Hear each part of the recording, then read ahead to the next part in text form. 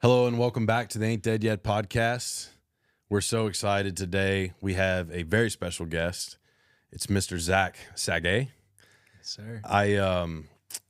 I've known of Zac and been around Zac a little bit for the past, I guess, 2.5 years now, almost 3. Yeah, almost 3 years. Yes, sir. We had some our paths crossed rather early on in my journey in sobriety, and he's another person that I look up to in this journey because he was another male figure that I saw being vulnerable and being open and telling his story to help others. So just so pumped to have him here today and ready to rock. Yes, sir. Honored to be here. Thanks for the invite. Absolutely, man. Yeah, so just to kick it off and get things going, just so the audience, the viewer, the listener can kind of get to know you, give us like a brief oversight of, where you're from, kind of that sort of deal. Yes, sir. The brief oversight. Okay, Yeah. I'm gonna do my best to be quick. So, originally from Southern California, went to UC Davis in Northern California, played football there, wide receiver, as you can tell by the skinny frame.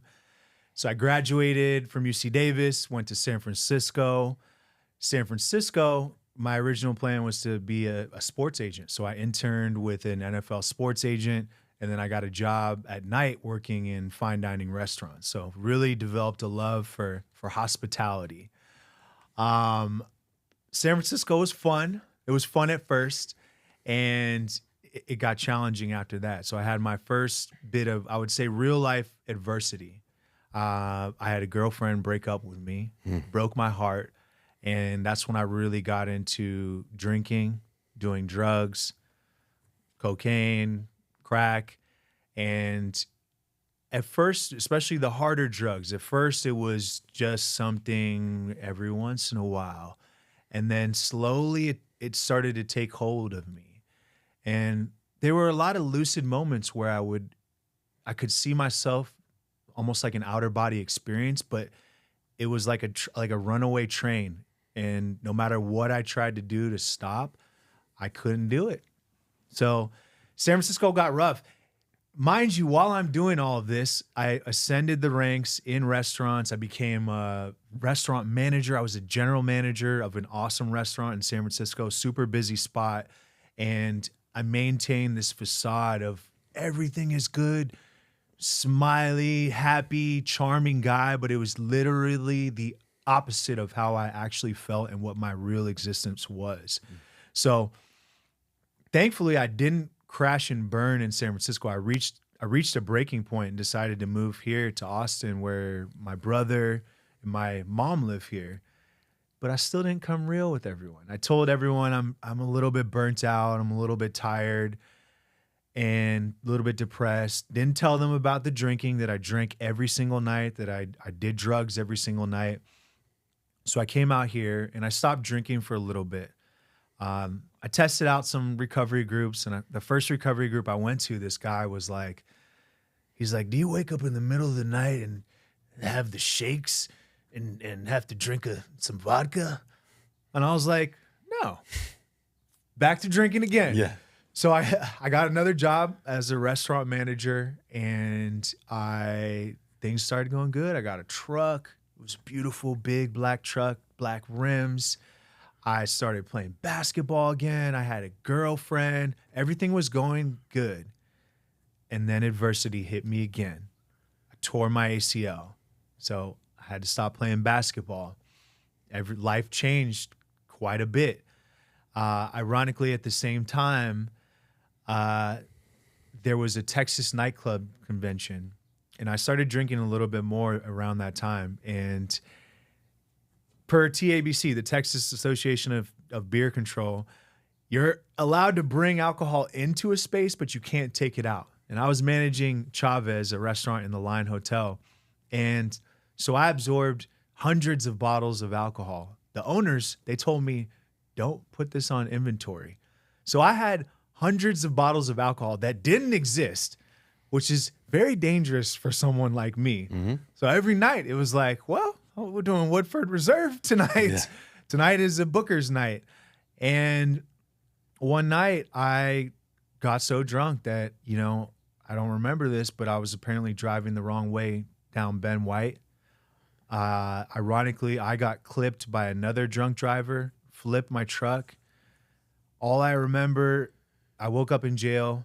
I was heavily bruised. I had a seatbelt on, thankfully, and thankfully nobody was hurt. But I got to the impound and my truck was absolutely destroyed. So I lost everything. Luckily, I was able to keep my job and I got sober for some time. But there was still just an ounce of doubt. Like, maybe I can still do this thing. Maybe I can still drink like other people.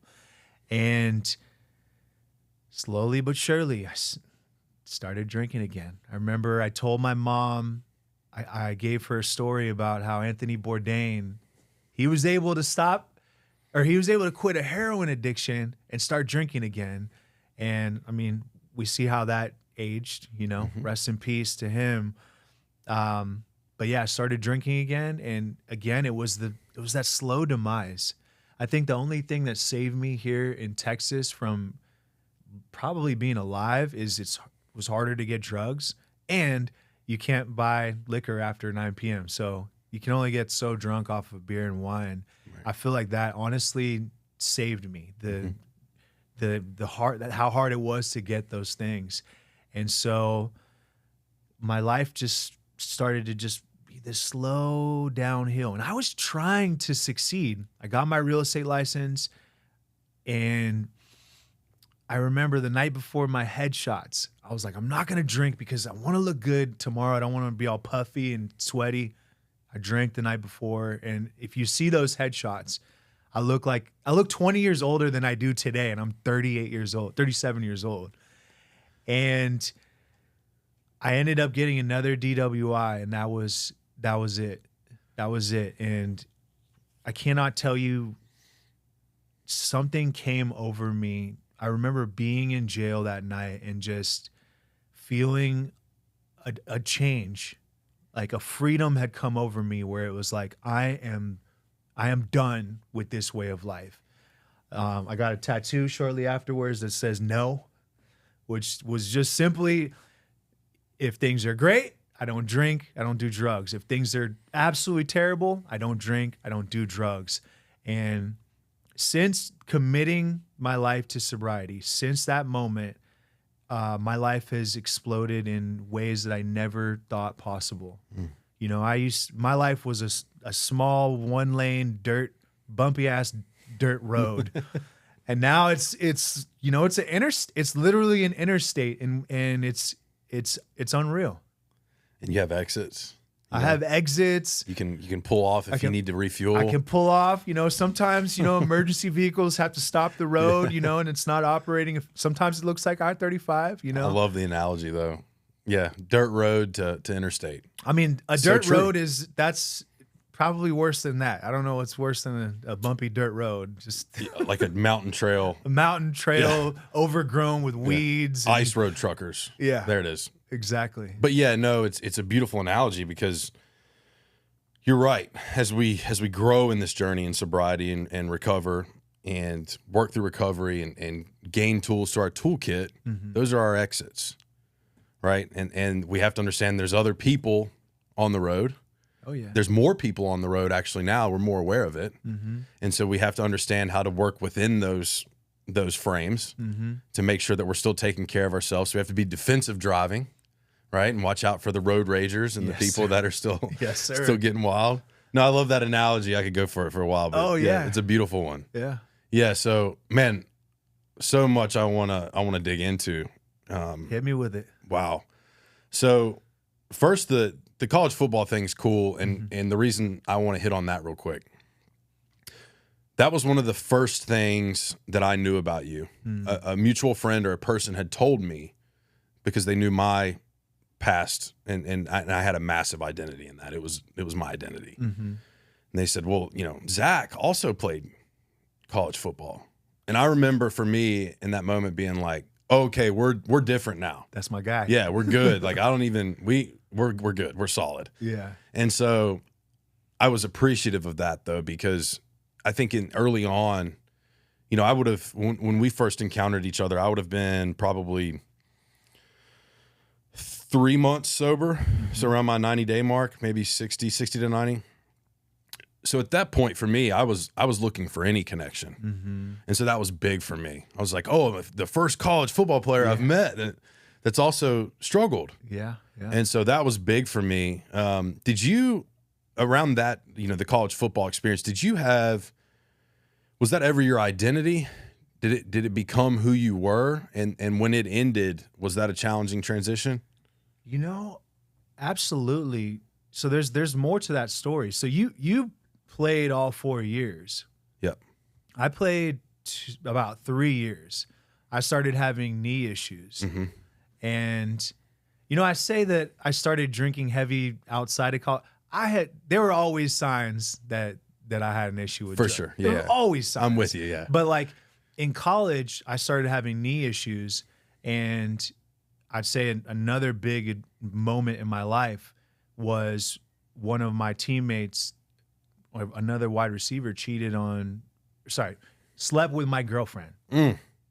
And having the knee injury and that happening, I didn't know how to handle adversity. I had no tools to handle adversity, and I made the decision to stop playing. And I regret that decision. It was just because I didn't have the tools to handle it. Yeah. So I think there was definitely a big shakeup, and then the shame that I was carrying because it was my identity. It's like a badge of honor, and you do feel so special. And also that having your family, your teammates or your family just feeling kind of out of the loop and different, because that happened. Yeah. So I think that's probably one of the biggest voids that I've ever experienced, a vacuum, if you will, of having, there was 105 of us, so 104 brothers, right? And we didn't all love each other. Yeah. There ain't no doubt. But, 60 to 70%, super tight. You come in the locker room every day, you always got a buddy to talk to. You always got someone you can bitch to. Yeah. Or ask for help. And you're comfortable doing that because you've already suffered with them. So you're more likely, especially as men, to open up. Be like, hey, I'm struggling. Walking out of that environment, though, man, I had no clue. I was like, oh, I don't have any network. I don't have any community. My entire being was in that.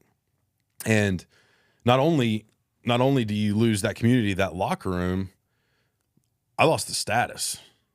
Right. True. Because especially in college, you walk in there and it's literally like a crown. People see you in a different light. You just say it. I played college football. Yeah. Different world. Yeah. And especially for me, I think this was also another one of my addictions or things that I struggled with, if you will. So in high school, I didn't get any girls. Like no girls in high school wanted anything to do with me. I go play with D1 ball. That changed immediately, right? It was like, hey, take your pick. You know what I mean? You walk in, everyone wanted to talk to you. Everyone wanted something to do with you. That shifted for me, and I had no clue how to handle it. I'm certainly not sitting here complaining about it as if it was this, Yeah. But it was a negative thing in my life because I became addicted to that attention. And then that also stopped, Last college football game, you walk out of that and you've lost your locker room. You've lost the status. You've lost the attention. You're just guy now. You're just a dude. You were a college football guy, and now you're just guy. Yeah, you're has been, and that happens within minutes, right? And I wasn't prepared for that, and there wasn't a whole lot of conversation around that at the time. So I always ask when I get the opportunity if anyone else had that similar experience, and it's. Well, I had a similar trajectory. I was a late bloomer, as you could say, but same thing. Got to college, and I got a lot of love from a lot of people. It's interesting because I guess the behavior that I modeled and I learned about was,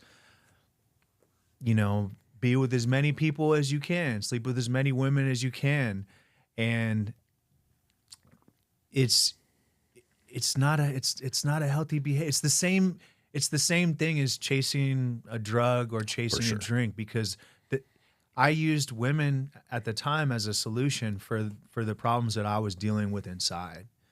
you know? And I think ultimately I really just wanted to be loved. And I learned this in sobriety, you know, through working, you know, with some people close to me, that, you know, a lot of my issues stemmed from having mommy issues. You know, when I was very young, you know, my mom made the really tough decision to move away when I was 5 or 6 years old. And it was very abrupt. She moved here to Austin. And as an adult, I carried that. You know, I had no part in that when I was a child, but what I did have a direct role in was carrying that pain into how I treated others in my life. So that was how I justified my behavior. And it's like all these things, like having a girlfriend, you know, at the time, like my college girlfriend who cheated on me, I attracted her as a partner. You know, I played a role in that. So then, you know, she cheated on me, and then that gives me more ammo to while out and act how I see fit, you know. But again, that's just another solution to life's the challenges of life that's not fruitful, you know. For sure. And to tie into that, no hard drugs in college yet? I mean, here and there. Okay. Here and there, but it wasn't, I wouldn't say it was problematic. We smoked a lot of weed. I think every college basketball and football player does. Yeah. But it wasn't an issue. It was like here and there fun. Right. And, you know, well, yeah, I remember those experiences too. It was like a lot of Call of Duty. Oh, a lot of Call of Duty. And passing blunts. Guitar Hero. Yeah. Yes. Yeah, for sure. I think that was really common. I didn't have a lot of experience with hard drugs in college. I've openly talked about that. I guess you could consider Adderall, depending on how you abuse it, which I did heavily. Yeah. But it was nothing really outside of that. So I guess my hard drug during college outside of alcohol would have been women. And very similar to what you just shared. I never took a minute, like a pause, to look back at how many experiences I had in college until I got sober and did an inventory and was like, I don't know. You know what I mean? Like legit, that's what happened. It's like, and that's not a boast or a brag. It's like, it hit me in the gut. It was like, oh my gosh, like you were searching so hard for something to fill your soul that you did that, you know, and really it was one of my first hard drugs. But what's interesting, and I wanted to ask you this too, I've had this conversation with, we'll call it 80% of the guests so far around gateway drugs. For me, my experience, my gateway drug was alcohol, right? I never smoked a blunt and wanted to go buy an 8-ball. But if I drank, I wanted it. Like after I tried it for the first time, within a few drinks every time, it was like, I want more Coke. I need Coke. I need Coke. So I don't think I would have ever gotten to cocaine if I would have never drank. You know, I don't know, but that's neither here nor there. But the point being, like, was your gateway to harder drugs through alcohol? 100%. Yeah. 1000%, because it's like a drawbridge. The cocaine is the draw, or sorry, the alcohol is the drawbridge, and then it takes you over there. Yeah. 1000%. That's exactly how it worked. And honestly, that's how even harder, more shameful drugs became a part of my existence. Was, you know, I would drink, and then it would just happen. And yeah, it's insidious. It's an insidious cycle. Yeah, have you heard Steve-O talk about it? About his sobriety and his drug use, like down to the nitty-gritty portions? No. So he's getting an interview on a podcast, and someone's like, well, why don't you do Cali sober, man? Like, you smoke a little weed. And Steve was like, man, you know, my weed bone's connected to my beer bone, and my beer bone's connected to my liquor bone, and my liquor bone's connected to my Coke bone. That's connected to my Xanax bone. My Xanax bone's connected to my methamphetamine, you know, and he's like, and that's how it is for me. Like, I can't risk trying Cali sober. I can't try any. Right. I can't try any. I'm not trying nothing.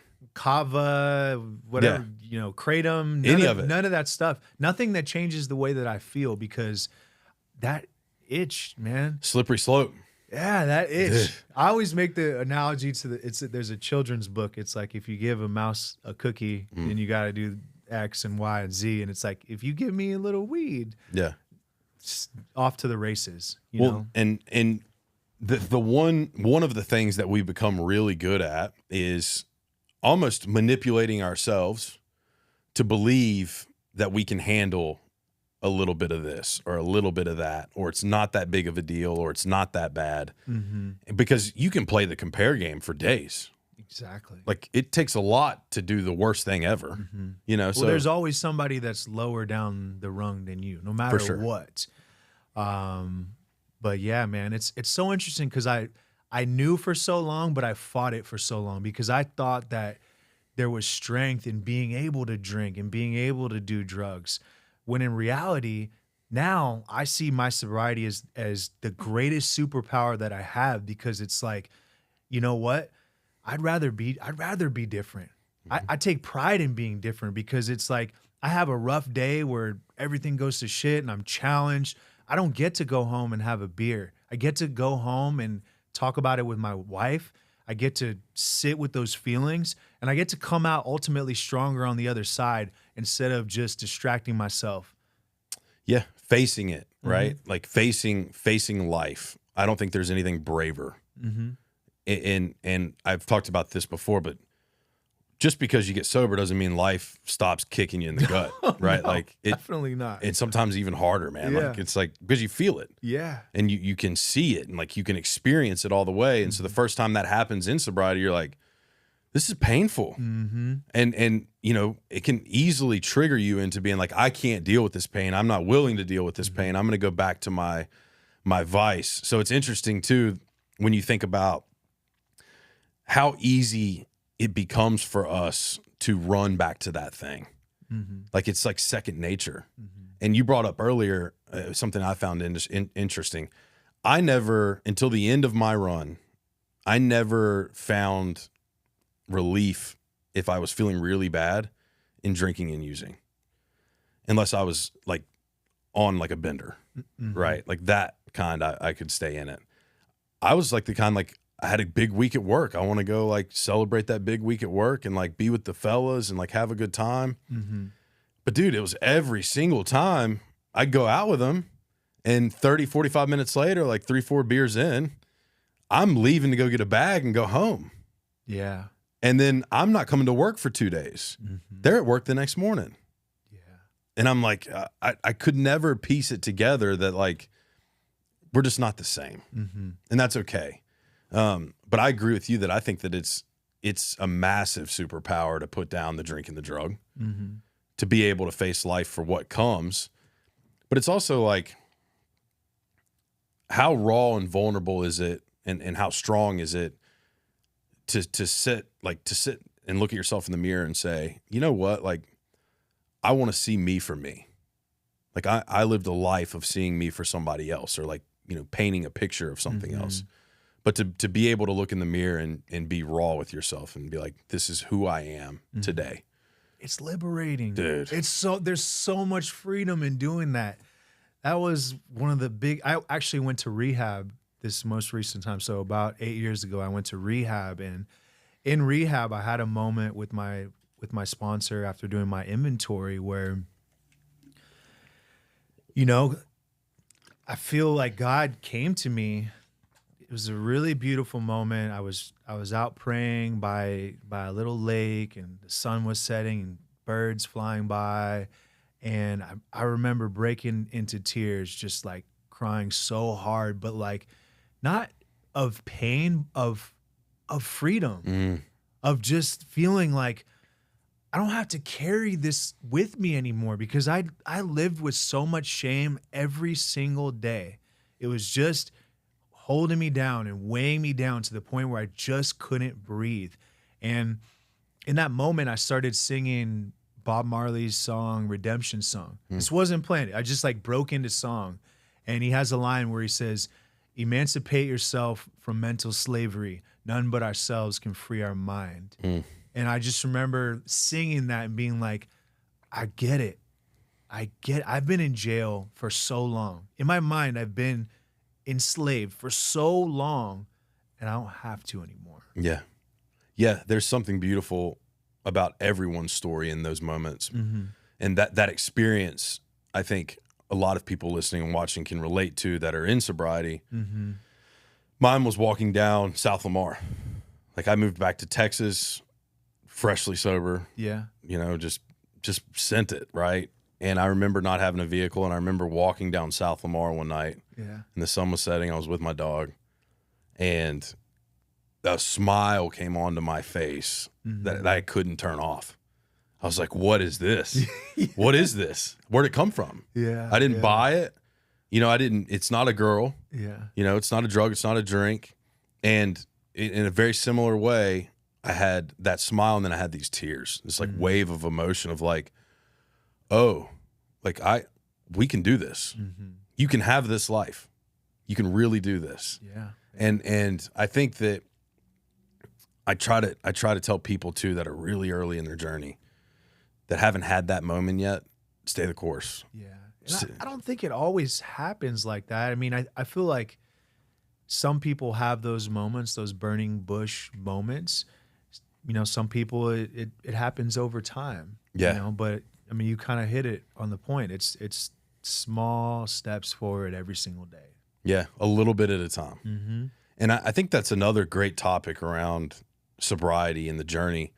And I actually had another guest I was talking to this about and talking with about, and it was this idea of compounding just a little bit, right? Like, if you can not drink and do drugs today and exercise for 10 minutes, okay, that's a W. Tomorrow, not drink and do drugs, exercise for 20 minutes. That's a W. Win. It's Right? a huge win. You don't have to be fixed day one. You're not gonna be. No, it's not You know, possible. I'm not fixed year 4. Yeah. I'm not fixed. And for me, I see that. I love that part of it. It's this journey, and I don't know how long the journey is. Right? I don't know when my time's up, but I know that I want to spend my journey constantly chasing this compounding like improvement, and that's what feels good to me. So I try to tell people that like it's not fixed, you know, right off the bat. Like, if you're expecting like, oh, I'm gonna quit drinking and doing drugs, and someone's gonna walk up to you and hand you $10 million, ain't gonna shake. You know what I mean? It ain't gonna No happen. chance. I mean, it might. I hope it does for you. If you're listening and watching and that happens to you, like I'm happy for you genuinely. But like, that didn't happen to me. You know what I mean? And there was a lot of ugly times early on, you know, but those ugly times were occurring prior to. I just didn't have the awareness to see or feel them. So I want to talk. We could spend all day telling war stories, and there's a lot there for sure. But I think that one thing we try to focus on in this podcast is what brings a lot of hope to people is the connection of like, okay, this person has been in a dark place, but life doesn't have to stay that way. No, it doesn't. And it's really a decision for most of us of like, similar to your point, like I can be free. And so I wanted to ask you, you know, and you said you're 8 years now? 8 years in November. 8 years in November. So coming up on 8 years. How has life changed in those 8 years? And I mean that like for you, like how, like in your feelings and in your emotions and your thoughts. Oh man, I don't know why I just got like a little emotional. Earlier today, I was driving down South Lamar, the street where you had your moment, and I was driving in the vehicle that I purchased with my wife, which I have a wife that is just crazy, who is pregnant, and we're having a baby girl, which is I'm just beyond happy for. But every single day when I first got sober, I had a house on Marion Lamar, and I would ride my bicycle up and down South Lamar, go to the gym, go to a meeting every single day. My license was suspended. My credit was 400. I couldn't afford a car. Nobody would give me a loan. And today I was driving down South Lamar to pick up another brother and take him to rehab, you know? So it's like this crazy circle of wildness. But beyond material things, I think I have to go back to the freedom portion. I don't feel enslaved by my thoughts as often, you know? It happens at times. I'm human, but it's not my entire life. Today, I live. Previously, I existed. I didn't live. I didn't care. It was, my life was the Truman Show. It was the same story every single night. It was like clockwork. Now it's this incredible adventure, and it's nothing I could have ever even pictured. The story I used to tell myself was that I didn't know if I wanted to get married. I didn't know if I wanted to have children. And even when I met my partner, Becky, that was what I told her when we first started dating. And that wasn't the truth. I was just scared. The South Lamar thing, there's so much history on that road alone for me too. Yeah. Some of my worst drinking and using days were on that street before I left and went to Atlanta for a year. And then when I came back, somehow, some way, I ended up, and this is a God thing, I think, ended up in the same apartment that I left. Yeah. And I had a chance to be there sober. But very similar, like I was up and down, like that was part of my routine. It was up and down South Lamar on foot. I didn't have a bicycle at the time yet. So I was doing it on foot. But I called them these old man strolls. That's what I would do. I'd put on music and just like stroll around town. Yeah. But I still, if I'm in Austin, I don't live here right now. I live down in New Braunfels. But when I come to Austin and I have any available time, I make sure and go to that same gas station on South Lamar. Which one? So you know where the 7-Eleven's at, and then so Man Shack in South Lamar. Yeah. 7-Eleven's right here, and then it's a Chevron Valero. Yeah. Right there. Those guys that work in the Chevron Valero were my first friends when I moved back to Austin. The guys that work there, the guys that own it, I guess, they're still there. Yeah. And so I make it a point. Like when I come in, I go to that convenience store just to say hello. What's up, guys? And it's always this big, like, it's this big moment. There could be a line with like 40 people. Yeah. And they're like, buddy, you know, it's like, but like they don't, you know, and I've never told them this,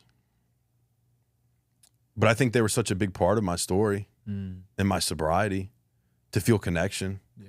Right? Because you're building that connection has to be built over time. And it's scary. It's terrifying in a lot of ways.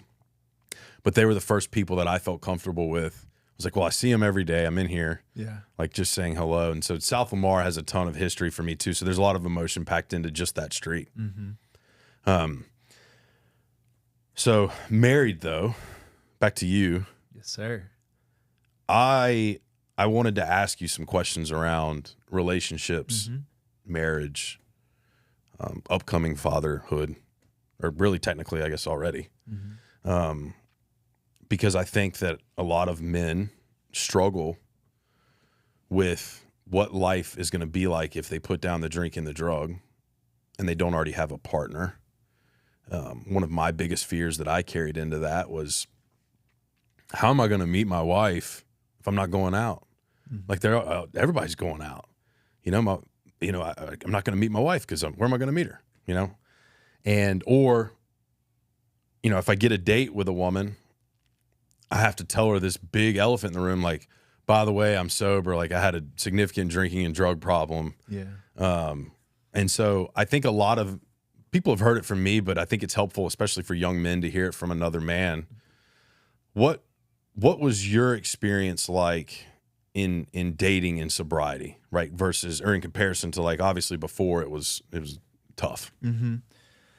Well, to be honest, I don't have a ton of experience dating because I've only dated 2 people in sobriety. I met someone early on, like when I first got sober. So I got sober and I went to rehab 30 days after I got sober. So I already had planned to go to rehab, and I met someone and kept running. I was trying not to date because I wanted to stay focused on my sobriety, but I kept running into her, and just seemed like it was a godsend. So, you know, we dated for a little bit, but I want to talk more about my wife today. Yeah. That's what I want to hear. And how I approached it was just being real. First date, I told her everything. I didn't really leave out any details, and she didn't bat an eye. I also didn't have a license when I met her. I was riding a bicycle, and she loved me for who I was. She did not love me for what I had physically, not the car, how much money I had in my bank account, what my credit score was. She was interested in me, you know, and I think that vulnerability and just being completely real is a breath of fresh air for most people. I think we think that everyone judges, and I mean, people do judge, but I think one thing that people do love is authenticity and realness, and being like, you know what, this is where I'm at. I'm going to fully own this. Here I am. Take it or leave it. Yeah. I love that you shared that, because I think that's so important. And I'm sure, you know, it's important for young women too. I can't speak to that in the same way because I'm not a woman, but for young men to hear, you can just be real. Just tell the truth. And if they're not about it, like, it's okay. Like, cause that can happen. You know, it hasn't been my experience for the most part. It doesn't sound like it was really your experience, but I have heard of stories where, you know, you go on a first date, you're really excited about someone, you bring out the elephant in the room, you're real about it. Yeah. And she's not down. That's okay. We're not for everybody. Right. Exactly. Nobody is for everybody, and that is okay. It's like, well, saved a bunch of time. Yep. And your person, I believe this wholeheartedly, your person is going to love you for you and where you're at, and you can build from there. Yeah.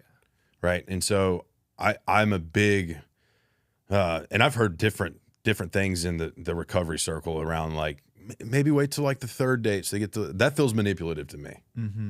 Like, I think there's nothing more real to your point than saying, like, hey, it's really nice to meet you. Before we order drinks, I'm going to go ahead and fill you in on something. I'm not going to order a drink, and here's why. And my experience in that has been like, oh, no problem. I love that. Yeah. Right. That's been the feedback for the most part. And I think that it's important for young men, if you're teetering on, should I get sober? Should I not get sober? And that's what's you're holding on to, you can send that. You know what I mean? Well, and it's like, you don't have to go to bars to meet people. I met my wife, Becky, it was a Lululemon event. It was a dope event where there were speakers, and I walked up to her table with a plate of charcuterie, and I said, "What's up?" And I didn't think anything of it. I thought, well, she's really beautiful and she's super awesome. I didn't think she was that interested, and it was like, okay. Next day, she adds me on Instagram, so then I slid in the DMs. Yeah. There you go. You got to do what you got to do. That's how it started, you know? I love that. But it's possible I would have never have gone to an event like that before I got sober. Right. You know, but especially in Austin, there's something to do every single night where it's not centered around drugs and alcohol. Well, and I think that's I hate to keep like bouncing around, but like, I love this conversation because there's so much to talk about. Yeah. I think it is really difficult to get sober in a small town that doesn't have a lot happening. And Austin is beautiful because there is something happening 24 hours a day that doesn't have to revolve around drinking or doing drugs. Right? You can go run, you can go paddle boarding, you can go conda hiking, you can explore the city. There's so many workout groups. There's support groups of like all different kinds. So there's resources that are like, it's unlimited. And so I do tell people sometimes, if they're like, hey, I'm struggling to get sober, I'm in a small town. I'm like, can you burn the bridges and just go to a city? I mean, it can be bad too. I left small town Virginia and went to Miami. Right. So I wasn't quite ready to do the whole shift. Yeah. You know what I mean? I kind of went pretty deep there. Yeah. And I'm sure there's great people and places in Miami. I wasn't around them. Yeah. By choice. But Austin is this place of like, you're surrounded with not just beauty, right? There's lots of beauty in Austin, people, places, and things, but beauty from people on the inside too. Like people that have done a lot of work and so much to learn, you know, and that's what I found here is like, I love feeling like from an intellectual perspective, the small guy in the room, because I want to learn. You know, I want to learn from people that have had these life experiences and been down these roads, and Austin provides that, I feel like, in a lot of ways. Rookie mindset. That's my favorite thing. I'll always be a rookie, and I love that. Yeah. You know, it's interesting you say that. I agree with that mostly. However, you've heard the phrase, wherever you go, there you are. Yes. Because I think shaking up the snow globe can be great. Because I've been drunk in Austin, and now I'm sober in Austin. Those people they were always here when I was drinking, but I did not seek those people out. I did not seek out experiences like going to a beautiful Lululemon event where people were talking vulnerably about their lives. Yeah. I think that church has been another one for me. And I've been to quite a few different ones, but like, and I feel like that's okay too. But I think that I wouldn't have been caught dead in church when I was active in my addiction. There's no way, right? I wasn't going to walk through those doors. I couldn't have dealt with that shame. Yeah. But, or like even you talk about a Lululemon event, or like they'll have these like group speaking events where people, like you're talking about, come and just tell these stories, talk about their life and how they've gotten to where they're at professionally. I wasn't doing that kind of thing. No interest. No. But now it's like, well, why not? You know, and that's kind of been a mindset shift for me too, is out of the victim thought process of why me, and it's like, why not me? Like, why can't I add that dark time to my story and make something beautiful out of it? Versus like, because you will get stuck in the why me, and you can't like, it's hard to get out of that. Yeah. So, all right, but back to your wife. Yes. Because I'm loving that energy. So how long into sobriety before you met her? So 2.5 years sober. Okay. So 2.5 years sober, you guys meet, take the relationship like fairly slow, right? Like, I mean, I guess it depends on who you talk to, right? But like you guys like started dating, going to different places. Like how long before you were like, that's my wife? Well, not until I married her. Right. Okay. Well, full disclosure, I still dealt with a lot of fear around relationships and committing. Committing was the scariest thing to me because I would just be stuck in this headspace of thinking so much like, is she the one?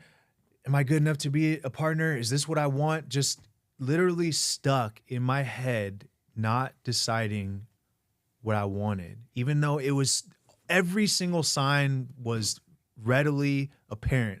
This is an incredible woman. She's amazing. You've never had a partner that's like this, that, you know, is so fit and has her life together and is just a provider and will be a great mother. Every single sign was there, but I was still so scared. And I don't remember who said it, but, you know, a man, he was married, and he said to me, commitment is freedom. And I was like, huh. It's not ball and chain. You know how I hate that analogy. I don't now. like it either. I hate that analogy. Or, oh, you're going to be locked up, you know? And it's like, no, I'm not. I'm going to be free because I've made a decision, and she's made a decision as well, for us to be together. So you know what? I don't have those thoughts anymore because this is what I'm doing. This is what we are doing. And honestly, like it was tough, you know, because she knew what she wanted. And I was not there yet, and I told her that, and it was really hard. And, I had that moment where it just came to me. So I pre-proposed to her when we were on a trip in Atlanta. And then I surprised proposed to her at Maddie's, the restaurant, which is actually where we met, where I first brought her a charcuterie board. Okay. And the room that they booked, that was the only room they had left. And it was the room that we had met in. Oh, It's just wild. meant to be. Yeah, totally. Yeah, I think it's important too for people to hear that like it's out there. You know what I mean? And the right person's willing to work with you. And you don't have to be perfect. It's like you got to drop that. Yeah. Well, and it's just it's getting curious too, because I feel like in this day and age with social media, there's so many options with Tinder and social media, and there's just so many options that everyone is looking for this perfect person who is this, just absolute perfection and has no flaws, and that's not love. Love is loving someone for their gifts and their strengths, but also loving them for the things that they're not perfect about. Absolutely. And I love that you brought that up, the whole, whether it's social media or dating apps. It's become so easy to say next. Do you remember that show on MTV? Yeah. Was it called Next? Yeah, it was called Next. But that's at our fingertips now. And it's like, oh, you know what? I really don't like the way that person potentially looked at me, when I saw them in public yesterday. Next. And it's like, no, have a conversation. Yeah. Ask them what happened. But we don't do that. Like, we've gotten to a place where like that's not happening. And I think it's been of detriment to people and their relationships, where it's like, people say like, why do I really need to be committed when I'm literally 30 seconds away from hopping on an app and getting another date tonight? Yeah. Like, that's problematic to me. And so I agree with you. I think that real love involves not just loving someone for their gifts and their beauty inside and out. It certainly involves loving them for their flaws. Because I'm not perfect. No, and none of us are. Yeah, like I if you're gonna love me, you're gonna have to love me for my flaws too. Yeah. And that's not to say I won't look at them and try to work on them. I think that's important too. I don't want someone who's just gonna ignore them, but I want someone who's gonna love me through them. Yeah. And so, yeah, I think that I agree with you from that stance and in trying to find this like long lasting partnership. Now, you brought up you got your realtor's license before you got sober this last time? True. Okay. And so you've been a licensed realtor now for, I mean, I've technically been a licensed realtor for 8 years. okay. However, my first 3 years of sobriety, I put my license on pause. Okay. I decided to keep my life as simple as possible. So I worked at a restaurant. I did personal training. I managed social media for a restaurant. I did a bunch of different things, but I purposely kept my life simple, and I aimed at building it back up. I knew I was going to get my license back again, but it's also hard to be a realtor without a car. What were you fearful to re-enter that world? Like from after you stepped away from it for 3 years and kind of you found your groove? Or was it exciting? It was exciting. I mean, there's definitely fears because you're starting from the bottom of anything. But I feel like I had enough experience in sobriety where it was like, you know what, I'm okay with being a rookie. I'm okay with sucking at something and starting from the bottom because I know that it's possible. And I kind of like that feeling. Yeah. I kind of like starting things, sucking, and then building myself up. I love that thought process, and I bring that up to tie in two things. So you were, for all intents and purposes, having success in your professional career prior to getting sober, right? Some level of it. As a realtor? As a restaurant, in restaurants. I mean, you made it to GM. Yes, but when I moved, I was working as a waiter at Odd Duck already. So I was not winning. Right. Yeah. I mean, I'm not to say that I was losing for having that job there, but what I mean is like I wasn't where I wanted to be. Yeah, I'm with you. I bring it up because internally and externally, two different things. Like for me, I externally looking in, I was at the top of the game in construction for the company I was with, or towards the top of it. Inside, I felt like the bottom. And what was interesting to me is in sobriety, once that piece is kind of removed, if you will, and you have that peace and that freedom, you're able to find so much more joy and love in your professional career, even on the hard days, because you get to shake your stick at it again tomorrow, right? You get another shot at it.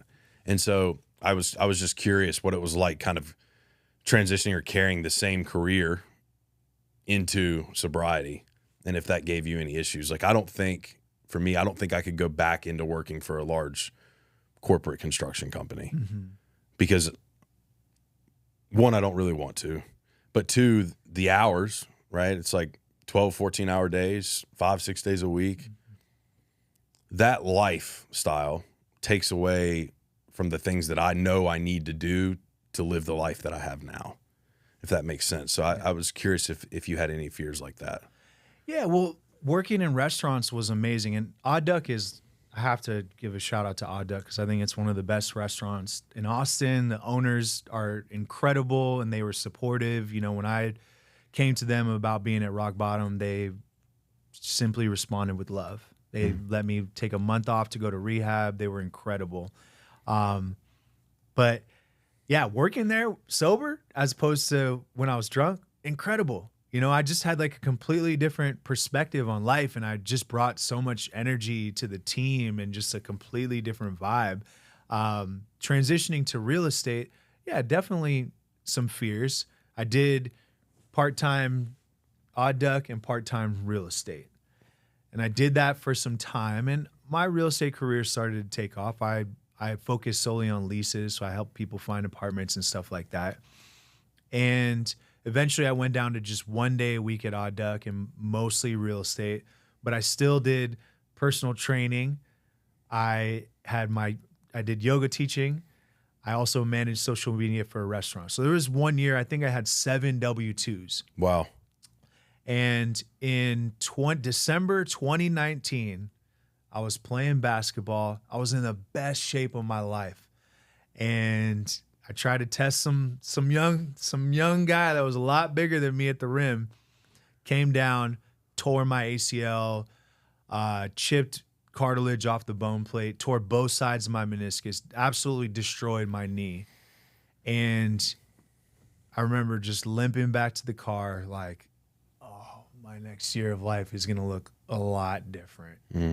And so I decided to have surgery shortly after. And, you know, when I was immobile after surgery, you've had knee surgery too. Yeah. So the immobility. Yeah. It's hard. So there's something called a CPM machine where it just moves your leg slowly and you have to sit in that for 6 to 8 hours a day.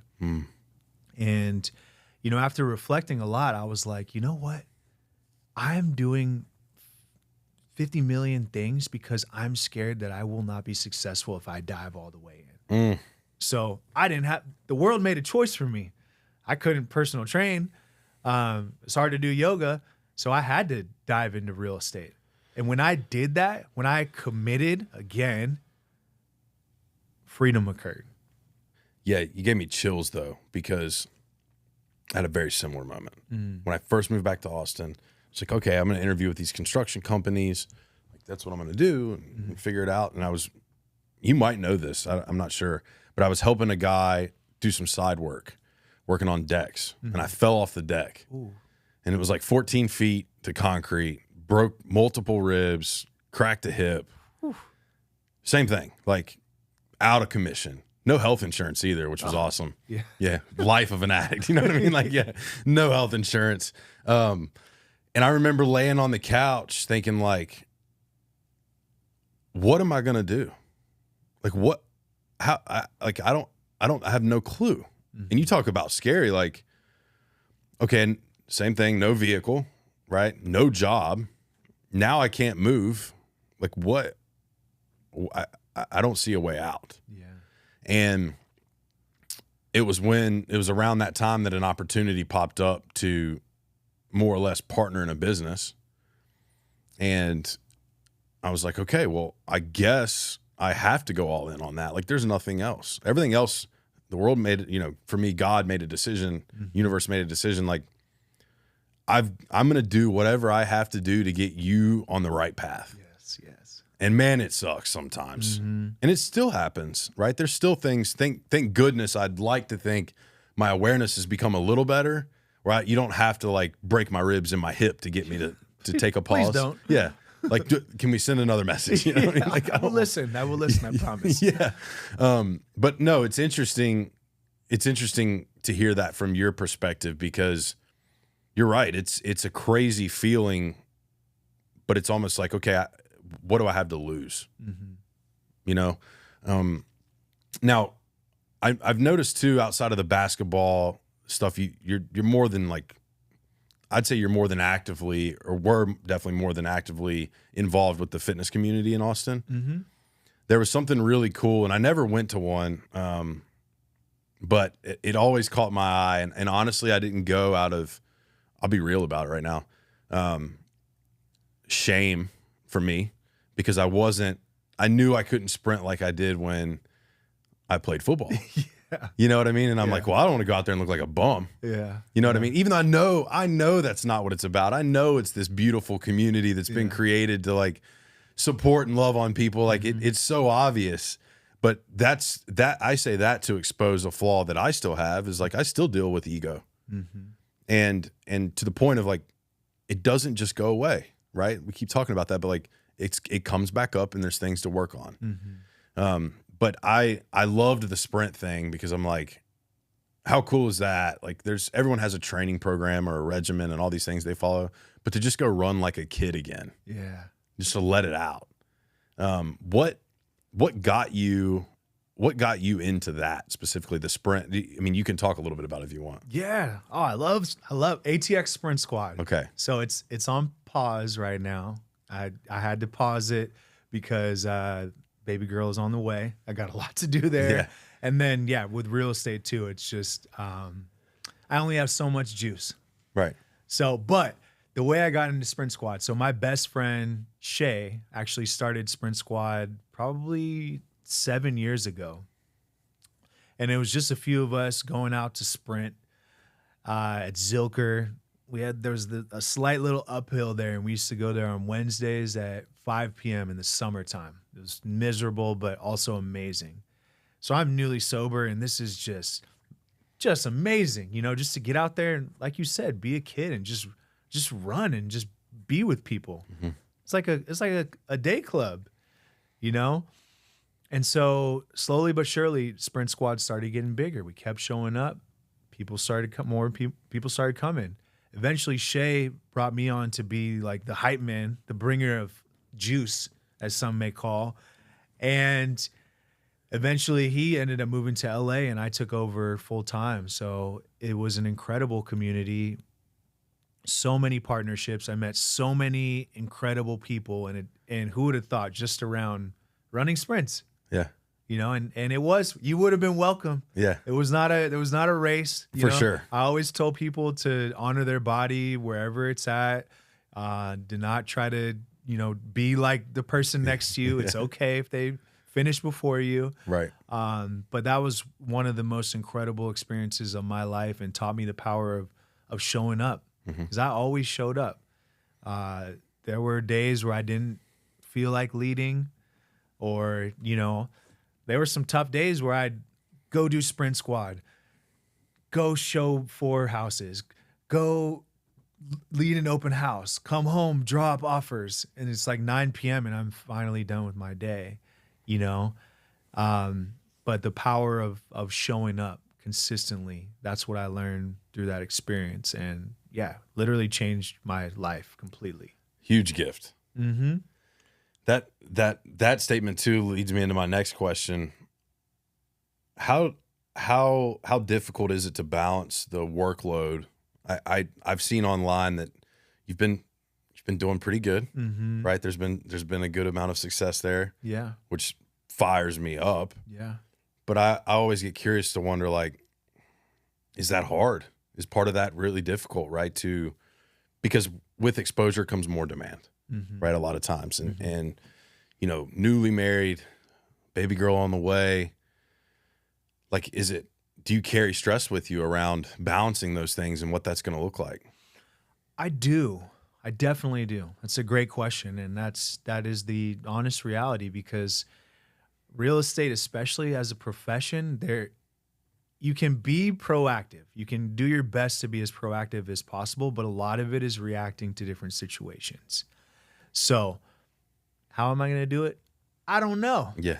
I don't know exactly how I'm going to do it, but I know what my priority is, and that's my wife, and that's going to be my daughter, and that's my family and protecting my house. So, as I've gotten closer to becoming a father, I feel like it's been like a shedding of skins, so to speak, and it's provided a lot of clarity on what I need to do and what I don't need to do, the things I say yes to and the things that I say no to.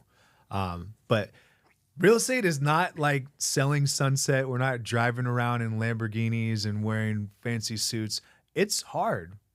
It is hard. There was earlier this year was actually the closest that I ever got to burnout. Mm.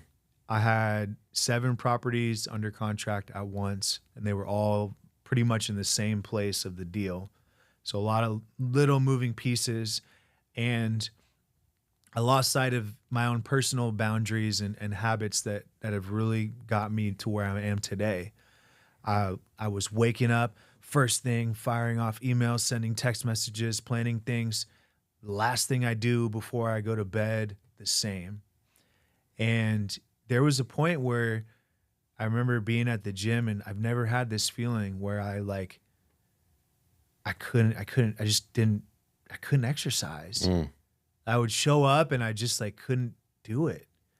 And I've never felt that before. It was I think I was on the edge of burnout. I had a long conversation with a buddy of mine who had been really open about his experience with burnout, and he's like, "Yeah, that sounds about right." Yeah, I love that you shared that, because I think it's relatable to so many people. But it's really cool to hear you say, like, "No, I know my priorities, dog." Mm-hmm. Because I think, and this is of no fault of anyone's, and I certainly am not one to be like bad parenting, right? Like, Mm-hmm. I think it's a lack of awareness that just didn't exist. Where it's like men specifically. I can only speak on the men's side of things, but men would be like, well, I work 80, 90, 100 hours a week because I want to provide for my family. Mm-hmm. And that may be necessary in some cases, right? If you got a family of 10 and they got to eat, well, maybe that's what the husband has to do. Yeah. Right. And I'm not saying that it's always wrong. I'm saying, but if there's a way, when I think about becoming a father, right, for me, I remember what was important to me as a kid, and it was presence. Yeah, it's so simple. Yeah. So simple. Yeah. Yeah, it's interesting. I actually started a dad group recently. Okay. And so it's just dads coming together and talking like this. And it's been really powerful, because that's been something that I brought up as a fear of mine. Like, how am I going to do this once she's here? And they're like, all the dads that had children, they said, you will adapt. If it's a priority of yours, you will adapt, and you'll find a way. Yeah. And I believe too, like hearing you talk about it and feeling the emotion and the passion behind it. Mm-hmm. And I'm sure that the listener and viewer can feel it too. But it's almost like, I feel confident that if you get to a crossroads in your professional career, and then your life is, a husband and a father, that you're going to fairly simply make the decision of the career's got to take a step back. Mm-hmm. I'm not wavering over here. Mm-hmm. And that's what I feel like I'm hearing from you. And that's refreshing to hear, because it's like, a lot of people might say like, well, I'll figure out the balance of it. Like it'll balance itself out. And I'm hearing you say, my priority is my wife and my daughter. Yeah, well, I feel like God provided me with a valuable lesson in Q1. So I don't think it's a coincidence that I had the biggest quarter of my entire life, as I'm, starting to build these fears like, my daughter's got to go to college. I got to make all this money. I got to do everything. I think God was sending a message. He's like, no, I got you, you know, because I'm going to take paternity leave. I'm going to do it. I'm going to be there for my wife. It's scary. I'm going to put down the phone. Thankfully I have some teammates that are going to support me so I can step away from my business for some time. But you said it, yeah, presence is paramount. I heard, I want to get your feedback on something. I heard I have a close friend of mine that just had his first child. And my question to people that just had their first kids always the same. It's like, what's it like? Because that's my dream. My dream is to be a dad. And so I'm asking him, I'm like, what's it like? What'd you do? And he's like, well, this might be a different approach, man. But he's like, I just focused on my wife. I'm like, what do you mean? He's like, well, everyone's giving the baby attention. Who's taking care of my wife? And he's like, so, because I'd asked him, I was like, well, do you love your baby girl? And he's like, well, yeah, I love her, of course. But he's like, I didn't even have time to really develop a connection with her right off the bat because I wanted to make sure my wife was good. Because I knew if my wife was good, my baby girl would be good. Right. And so I thought that was like a really interesting way of looking at it versus, you hear the other side of that. And I don't think it has to necessarily be like this dichotomous thing or have this polarity to it. But you hear the other side of it that's like the child has to come first. Right. And it's very, like you hear like a lot of aggression behind that statement sometimes. Like the child comes first regardless of what the parents' needs are. And so to hear him say that, I was like, wow, that's something to consider. Right. Like love and support my wife one day, hopefully. And, the child will be sought after, taken care of, right? Because everyone's eyes are on that. Yeah. I mean, I would take it a step further too. You got to take care of yourself. Yeah. I think Brene Brown said it, relationships are never 50-50. Right. That's a fallacy, so sometimes Becky will be at 80 and I'll be at 20. And sometimes I'll be at 80 and she'll be at 20. But that's the beauty of relationships and the journey of a relationship. Absolutely. Do you carry any fear around, given your experiences in life, on how you're going to support your child to make sure that I'll just tell you my fear and see if it makes sense. It might be easier. I want to be a dad more than anything. My biggest fear is having to deal with it me. Right? Like how do I not prevent that, but how do I try to be the person that doesn't create that, right? Like and there's pressure there for me. There's a fear there, and I haven't really fully unpacked it, but it's almost like I don't want my child to go through the things that I experienced, that I created for myself. Like no one forced those things on me. I did that. But how do I teach them? Like, what are the lessons? What are the things? Like, where's the book that says, have this conversation at this age and this will prevent X? Like, I haven't seen that book. And I was wondering if that fear or anything like remotely close to that's ever crossed your mind. I have not explored that fear, to be honest with you. For me, it's just doubling down on faith. It's having this unshakable faith that I'm not going to make the same mistakes that my parents did. I'm going to try my best. Today I'm sober. My wife has never seen me drink. My daughter, she's growing. She's never been around me while I've, been intoxicated or under the influence. And that's the greatest gift that I can give to myself, but ultimately to them.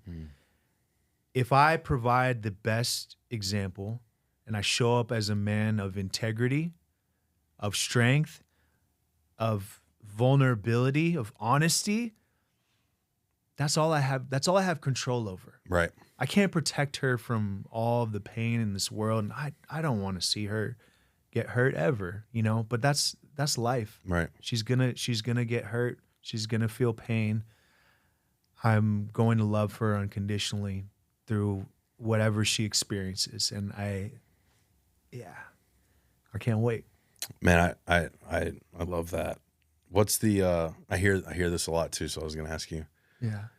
Um, That just makes me, man, I can't wait. I'm fired up for you. Yeah. I'm over here like, oh, let's go. Yeah, I cannot wait. Because closely tied to that, and it's not even the same, but closely tied to that same passion or that excitement. Like it reminds me of like what it would feel like to run out of the tunnel, the biggest game ever. Like but it's way more emotional, way more powerful, right? It's this like, there's this person here now that's been created, and for me, like that moment, I get emotional thinking about it because I'm like, I know what's going to cross my mind in that moment almost. And it's going to be, how do we get here? Like, oh my gosh, like what a road. You know what I mean? And I think about, I have a lot of friends talk about like the girl dad thing, right? They always say like, you be a good girl dad. For a long time, I always said like, I'm sure God's going to give me all girls, right? It's going to be part of my living amends, if you will, you know what I mean? Kind of thing. But there's also something so powerful, I think, of, you know, having a daughter and being a good father, because I think that's important for a daughter. Of course, it's important to have a good mother too, but like, it's so important, I think, to be a good man, a good father, to show your daughter like this is what's acceptable in men. And I think that needs to be recreated on so many levels. And so I'm excited for you because I already know, man, like hearing you talk about it and the passion behind it, like your daughter is going to get an excellent example of what a good man should be. And so I'm pumped for you. She's getting it both because her mother is an incredible woman as well. I'd say better than me. Yeah. I had that conversation with a friend earlier, and he's like, what are you looking for in a woman? And you know what? I said, well, a lot of things, you know, there's a lot packed into that, but you know, I feel like I want my wife to be a better person than I am. Right? That'd be a blessing. Yeah, no, I mean, I agree with that. Yeah. My wife is definitely a better person than me. She has not done all of the wild shenanigans that I've done, and it's intimidating. It was intimidating when we first started dating, you know, because it just seemed like you're flawless. You haven't done anything wrong, right? You know, but I think that's just a poor perspective from my part, you know. It's still it's a selfish perspective because it's like I think I'm so bad, you know, but really I'm not. It is.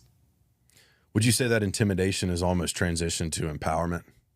It's empowered you to want to be better. Well, and she also expects more out of me. And, you know, I think a good partnership is always going to be a mirror into seeing yourself more clearly and giving you an opportunity to grow in ways that you can't do by yourself. You simply can't do by yourself. That is I think the greatest gift of a relationship. Absolutely. And as we're getting low on time here, there's so many more questions I want to ask you, but there's one that I like to ask and I like to reflect on. And the question is, would you change anything about any of your story? I wouldn't change a damn thing. I'm too scared of the butterfly effect. You know, if I didn't go to jail, who knows if I would be here today. But no, I would not change a damn thing. I remember when I was in rehab, there was a Indian guy. He was like our spiritual counselor, and he would come and he would teach this class. And I'm not going to recreate his accent because I don't want to get canceled. Yeah. Even though I kind of look Indian, I probably wouldn't get in trouble. But anyways, he used to say this thing. He would say, everything is good. And he would say, buy good, get more good free. And we were all just like, what the hell does that mean? And he'd be like, your addiction, it's good because it got you here. You're here, you're getting healing. It's good things are happening. You buy good, you get more good free. And I had never thought of it like that. So these really tough experiences of my past and my addiction and all the pain that I went through, that is the greatest gift that I have today, because I could have the worst day ever where everything goes wrong. It's still better than how things used to be. Love the answer. And just so the listener and the viewer knows, like, we didn't have that conversation. I didn't say, hey, be ready for this question, because I like the real authentic answer. And what I'm finding in my experience when I have these conversations and I ask that question, the answer is I wouldn't change a damn thing. No. And I want people to hear that are struggling right now. When you get to where you're going, if you do what you need to do to get there, you're not going to look back on your life and say, oh, I regret all of it. You're going to be thankful for it, because it's going to get you to a place, right, where happily married, baby girl on the way, able to help others, be of service, excel in your professional career, be a guiding light for many men. Like, what's better than that? What's better than all those things? Yeah, and that was all born out of the gift of pain. Yep. And I want the people struggling to hear that. That pain you're feeling, or the things you're going through, let that be the fuel. Let that be the source. Let that be the start of the story. I have a close buddy of mine who this past weekend, some things happened on social media, some pictures got put out essentially, and I got to have a conversation with him today. And I just told him, could be a hell of a story, dude. You know, this moment right here could be a hell of a story. And that thought process has saved me so many times, because it's easy to go down the rabbit hole. So easy. Yeah. But I think that's what's so powerful about your story and so many others that have come on and been open and vulnerable. It's like, I wouldn't change a damn thing. I take all that pain and I'd do it again. And that sounds crazy when you've been through it, right? Because you're like, damn, sounds wild. I mean, it would suck to go through it again. Yeah, I'll tell you that. Right. But no, I wouldn't change a damn thing. It's almost like it's this thought process of like, okay, if I was reborn tomorrow knowing everything I knew today, I'm so in love with my life today that I would go through all those things again. I wouldn't avoid any of them. And I know what God has for me was always supposed to be on the other side of that pain, right? Like that, I had to go through that. So man, I just appreciate your time. I know you have to be busy. I know you got so much going on, and outside of your professional career, you know, I know that there's family needs, being there for your wife and supporting that. And for you to take time to come here today and talk openly and vulnerably, only to share your story to maybe help one person or thousands, right?